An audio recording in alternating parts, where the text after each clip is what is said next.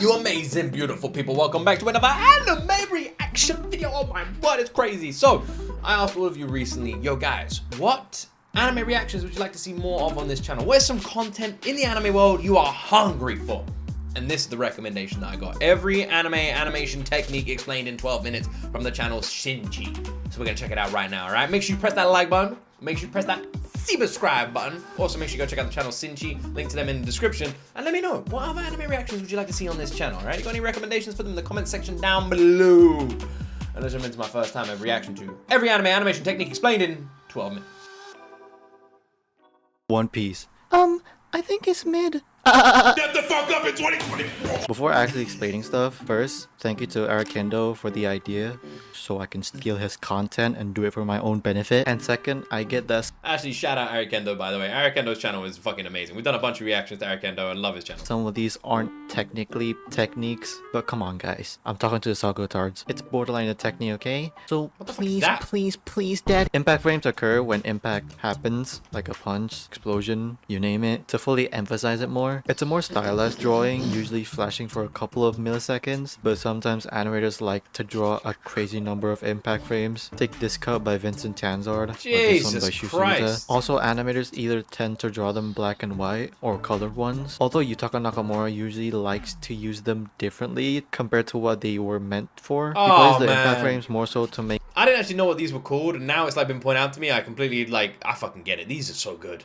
Aren't they, man? Impact frames make a scene so fucking epic. Scenes, I guess, flashier. Look at this! Animators use it like this too nowadays. I mean, come on. It's Utapon. Kutsuna lightning is basically a technique of drawing lightning that moves very zigzaggy. It was created by Kenichi Kutsuna, as you see by the name. Same thing. Very big name in the industry, has directed and animated a lot of stuff. Now, it's a more popular technique when it comes to drawing lightning, or maybe the only method of drawing lightning. A lot of webgen animators now also use this method of animating. That's why it's more common and popular now, because nowadays webgen animators are just everywhere, even making the highlights for episodes. Smears are created by stretching and morphing the drawing. It can be used to make the movement more fluid, not like fluid in a way like smooth, but more like to insinuate character movement, make more sense, and to convey... You see this a lot in fights, I'd say, smears, like quite a lot. Like Jujutsu Kaisen second season, I feel like use this technique loads, especially in a certain fight that I don't want to talk about.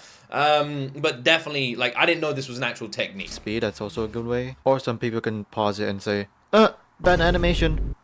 There's a lot of ways that animators draw smears. Some draw it very spiky like Yutaka Nakamura, or very wobbly like Vincent Tanzard. Of course, there's a lot of other ways. In more Western shows / cartoons, they use like after images for smears. Cubic debris is, the name says it, when debris are cubes. Yep, that's it. Next one is a stylistic. I remember this one, the cubic debris, because for some reason it came up in another one of our anime reactions. It's like quite a famous thing that someone like invented. Choice just for visual pleasurement, and maybe that's just how the animator likes to draw debris. Of course, this is a more unrealistic way of drawing debris, but who really cares? It looks cool. Chunks, big cracks, but it's anime, so you gotta give it that oomph sometimes, so that it's more... That uses cubic debris quite a bit. But wait, isn't cubic debris the same thing as another thing? That's the next one? Well, not really. Utapon cubes and cubic debris aren't the same thing. To be honest, the one I was talking about Utapon cubes, cubic debris. But in a technical sense, Utapon cubes are more timing dependent. There's a big emphasis on the hold and release, where for cubic debris, it just flies around everywhere without any... This literally, we watched something. Can someone like let me know in the damn like comment section what it was? Because we watched something.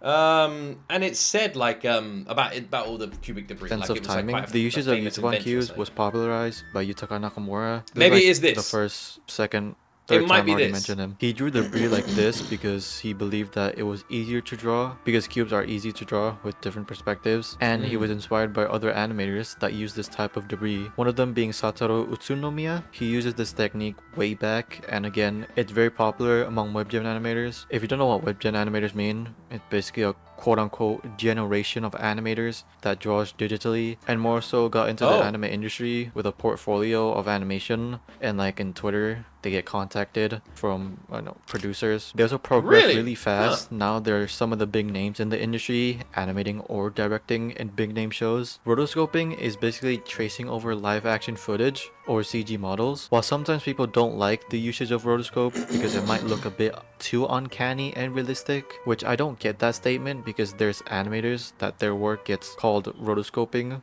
but it's not, like Takashi Honda, Keisuke Kobayashi, Myon, and a lot more. You still need talent to trace the live action footage to anime because the proportions are different. You're not gonna have someone like Sukuna IRL that has the same proportions at...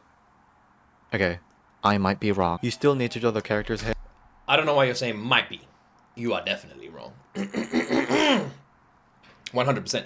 This is actually interesting as well, because it's literally a tracing method, but a tracing method on a moving images method. Because loads of people like learn to draw by tracing. It's actually one of the easiest methods to learn to draw. A lot of people I knew used to constantly trace pictures, and then they'd learn to do them from freehand, and then you can sort of like mimic that design. You learn to trace, then you freehand it. Even when I was in school, like when I used to do more detailed pictures, I'd trace first, then I'd freehand it from like memory. So it's like a good way of picking up some techniques. It's a quick way of learning to like draw well in a basic level. But doing it on a moving image, that I actually think must take loads of time. Like it must be like what's it called? Stop capture animation, you know, like fucking Wallace and Gromit. It must take build ages. in mind. There's still good examples of good usage of rotoscoping. It is still a hard process to do because you are most of the time drawing more frames for it, and it's basically to map out the movements and perspectives alone. Ufotable uses a lot of CG to map out scenes, but still, if you see the CG, most of the time it's very rough layout of just stick figures maybe. An example for live action rotoscoping used a lot is Sungwoo Park's God of High School. They use a lot of them so that the fights look more fluid and the choreography is better. I mean, Sungwoo Park can animate as good as that, but if you don't have time to finish the work, rotoscoping can look bad. I mean, take this shot in Ninja Kamui. Kanada style animation is a style where there's a lesser amount of drawings with very aggressive poses and perspectives. It was created by Yoshinori Kanada, one of the most influential animator. He created this style because he wanted to do more work in a not so good of a schedule for shows. So he came up with animating scenes with lesser amount of drawings, but still have that flair to it, giving him more ample time to animate more stuff. But of course, he animates normally when there's more time in like movies. This style is still very popular. Animators getting inspired with this type of animation.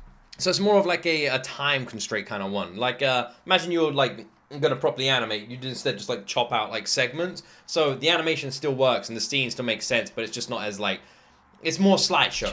I mean, if you're talking about style slash inspo with animators, there's Norio school animators, Yotapon inspired animators, Shinro Oihira style animators, and a lot more. The most popular examples when it comes to Kanada style are Yoshimichi Kamada, Toshiki Sato, Kai Igarashi, etc. There's even studios that their animation philosophies is based on Kanada style. Back then we had Gainax with that, but after a couple of Gainax staff left to make Trigger, now Trigger is the powerhouse when it comes to Kanada style animation. Even studios like Silent Sorrow, it's kind of almost like Kanada style. It's basically Kanada style, but not to the extent of Trigger. And you can find some of the best Kanada style animators that solely work for the studio and sometimes do freelance work. I've heard Kill la Kill is good as well. This is not a technique, it's a category.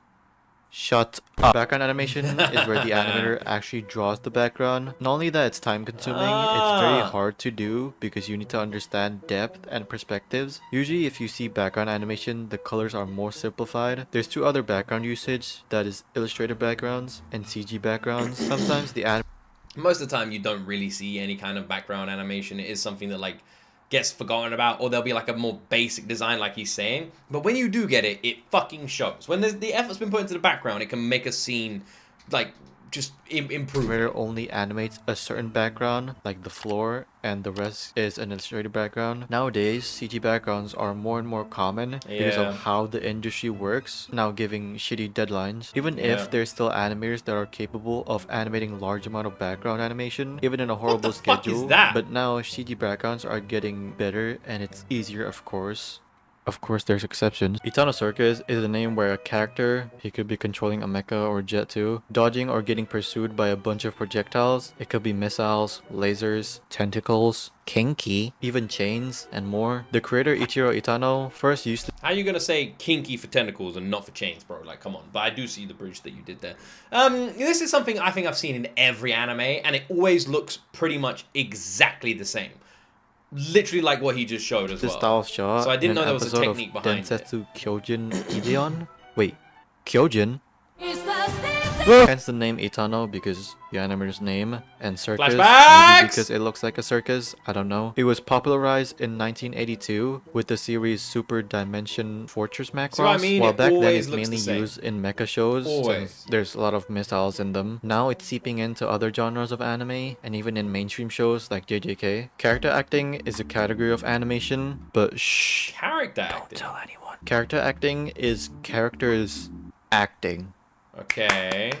It's a lesser, more appreciated thing compared to like Ah, action. that I'm not scene was talking so about every time good. characters move. No, this is not character acting. This is character acting. There's more to it. Whether it's facial expressions, movement, there's a lot of subtleness to it. Take the Umehara line in Cloverworks. Their shows are filled with amazing character acting. Even animators tend to say character acting is the hardest thing to do because you have to take in mind the characteristics of the person you're animating. So character acting is just the skill or technique, the art of drawing like a person. It's that simple. Drawing a person in the scene. Like if I right now was in a scene talking to you guys and all of a sudden I got hit in the head by like, I don't know, a brick, and I started crying, oh, the brick hurt my head. That whole scene would be character. Maybe I run out of the room. Character acting is the face, the motion, the person in the scene. Of course, action needs a higher bar to have in your show. Doesn't every There's a lot animator of style have to that do this animators then? animate character acting. It could be in a very fluid manner, very exaggerated, or even low frame count. Kaganashi or Zenkage is a technique meaning Isn't that from an shadowless. anime? It's a style where From a shadows a are movie, The Back of the non-existent. Truck. It's Isn't that mostly like, used Texas either for a Chainsaw visual Massacre? style or making That things show. less complicated. Was that an animated version of Texas Chainsaw Massacre that they just showed there? If your characters move a lot more, it's gonna take more time Go on, for the Tiger. animators to draw the lines of the shadows and the coloring department to color those things. A very popular example is with Naruto Shippuden. The colors were very one-dimensional so that the drawing could move more. Clearly it works. Some of the most popular fights have Kaganashi. Also, there's Norio school animators take very big inspiration from Norio Matsumoto that disregard the overall visual quality so that the movement can be very fluid. Of course, I'm not saying it's easier. What would you say? Visual quality or movement? What do you think takes the priority there? I'm one of these people who's like very easy to please when it comes to like animation. Like I'm the easiest guy ever. Like it never really bothers me, and if the animation quality is not too great, it's not gonna like take me out of the series. But I definitely would say movement, I think I would prioritize more than the visual quality. Like in a fight, I think you're gonna be drawn to the movement more than the visual quality. However, you then have anime like Demon Slayer. Here, technically, shadows are there to convey Oh, yeah. depth that leads to very detailed drawings, but in the Kaganashi style, you don't have shadows for that, so mostly the animators have to focus on either the line work or how they draw the characters. Ebata walk is a distinct style of a walk cycle. The inventor, Ryuma Ebata, a very talented animator, mostly focusing on character acting animation, but can do action really good too. He's also well known for being the character designer for Slime and likes to solo key animate, direct and storyboard openings/endings. He has a very bouncy style of character acting, so his famous Ebata walk is for the bounciness and swagginess of the walk cycle, with very good subtle details like the hand swinging, the expression, and hair animation. He also makes the characters very angular shaped, like Kanada style, but not really. It's in a more fluid nature, so it's easier to draw. Umakoshi eye is structured of a That is a good point, actually, the angular shape. Like clothes. Like, look at all these clothes. They're just kind of like sitting on me, I got these clothes, right? But in the animation, when people are moving, it's much more angular. Like the clothes bend at a point almost like this. I've never even thought about that, actually. That gives a lot of emphasis on the eye. You usually can zoom into the eye in the various angles. It was made by Yoshihiko Umakoshi, a veteran animator, and now he's mostly known for being the character designer in My Hero Academia. It's a quite common storyboarding technique, or it could be the animator that adds the Umakoshi eye. Usually it's used for when some sort of projectile, maybe like a laser, coming close to a character's face. Coming close?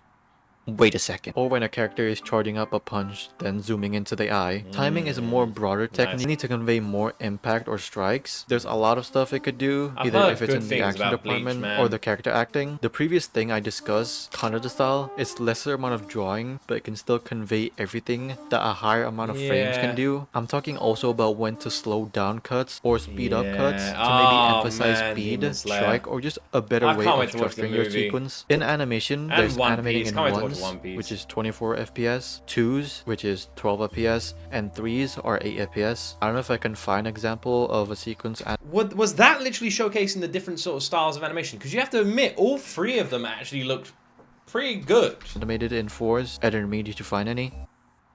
Yes. Can you cut to the next part? It's the amount of frames slash drawings in a single second. I'm liking this Most guy, of the time, man. shows tend to animate guy's in good. twos, but when the big moments hits, Good video. animators tends to draw them in different frames. Take Nozomu Abe, he likes to animate in ones or a mix of ones and twos. There's also a thing called in-betweenings. It's basically filling in the gaps left by the key animator. If you don't know the process of animating a scene, there's the storyboard, then an animator does the rough layout, key animation slash Genga work, then in-betweening slash Doga work, and the other stuff too, like coloring and compositing. There's also notes by the key animator about the timing and... Did you get more than, like, can one person do more than one thing? Like, could you have one person that does all of these, or is it usually departmentalized? spacing for the scene. In the industry now, usually most of these are by different people. It's best that these three components should be by the same person. Take Daniel Kim. Even in the worst managed production, JJK Season 2, his cuts still look amazing and fluid because those three stuff are by him. I think good and bad in-betweenings can also be a factor, because if the Dogaman is missing, like in Windbreaker, then it will look pretty choppy. Of course, animating in a higher frame count doesn't mean it can like convey speed better. No, that's why timing and a lot of other aspects are very important, like poses is important too. Obari punch is mainly a punch. A lot of people have been asking me to check out and react to the endings for Umamusume. If you don't know, we've been doing tons of Umamusume reactions over on our second channel, G.O.T Extra. So if you want me to check out more Umamusume videos and stuff over here, give me some recommendations. Where it usually goes to the camera. It was invented by the animator Masami Obari, and it first appeared in the anime Fight Igris 1? Fight Igzer 1?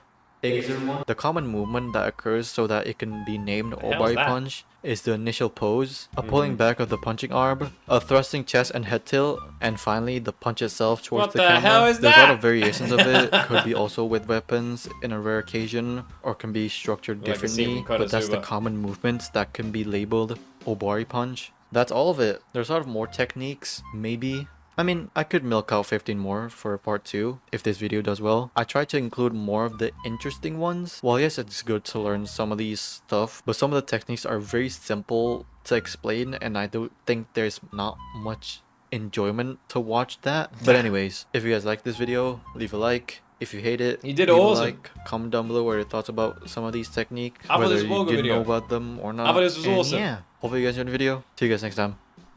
This was well bloody informative. This was a badass video. Shout out this guy, Sinchi. Link to Sinchi's channel in the description. Sinchi just got a new subscriber through me. Yeah, man, let me have a look. I just gave him a subscribe.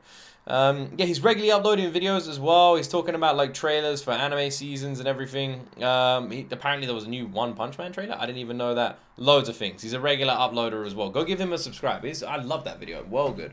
Awesome video. Shout out this dude. Alright. So, animation techniques aren't really something that I know much about because, in general, I'm one of the anime fans who isn't really that bothered about animation. And I don't mean that I'm not a fan of good animation. Like, I feel like I need to kind of explain what I mean. I mean that when I'm watching something, if the animation quality isn't considered, like, amazing, it's not really going to bother me.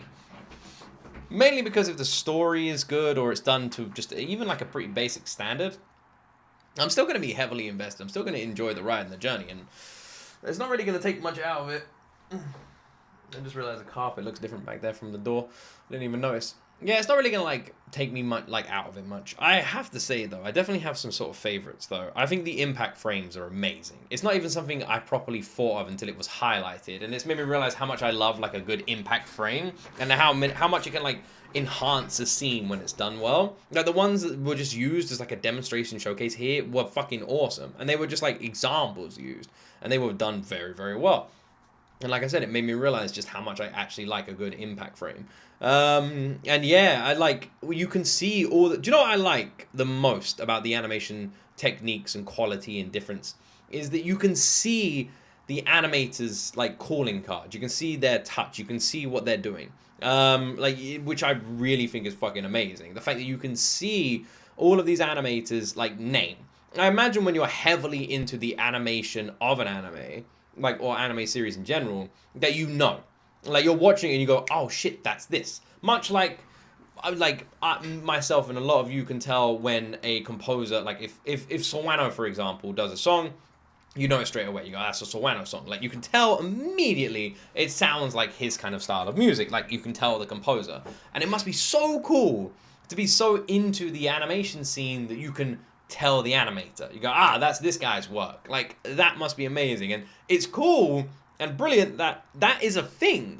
That there's animators in the anime scene that you can identify the same way. I think that's awesome. That's well cool. Like, the idea of sitting there and going, shit, that's this guy, is so amazing. Like, I'm not at that level at all, but I love the idea of being at that level. It sounds fucking awesome.